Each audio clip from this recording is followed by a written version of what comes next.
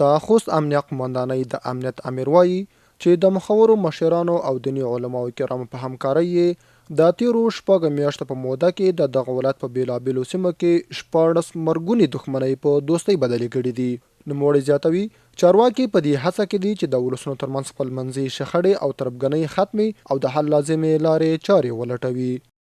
تقریبا 14 پورې هغه مرګونې دښمنۍ تقریبا 4-5 پورې هغه مرګ ژوبله کې رسېدلې وه. کسان کې وپت شوي هغه روغې جوړې الحمدلله د خوست ولایت امنیه قمندانۍ کړي دي. الحمدلله د امنیت په برخه کې د خوست ولایت امنیت خو بېساری ده چې کوم ساری نه لري. الحمدلله داسې کومې پیښې نه لرو امنیتي پیښې چې د امارت پر تاک سره تر اوسه پورې داسې امنیتي پیښه موږ ثبت نه لرو یا تروریستي پیښه چې هغې نه موږ یادونه وکړو.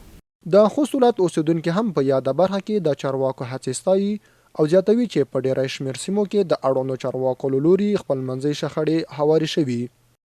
خوست امنیه قمندانۍ په دې وروستیو کې هڅه کړې ده چې او ډېرې شخړې او لانجې چې د ډېرو 40 یا 100 کالو راهیسې په د خلکو ترمنځ دوی له منځه وړي دي او حل کړي دي.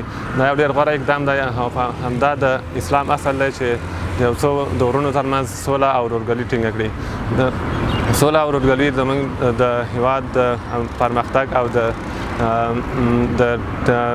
امنیت د راوستو کې یو غوره رول لوبوي.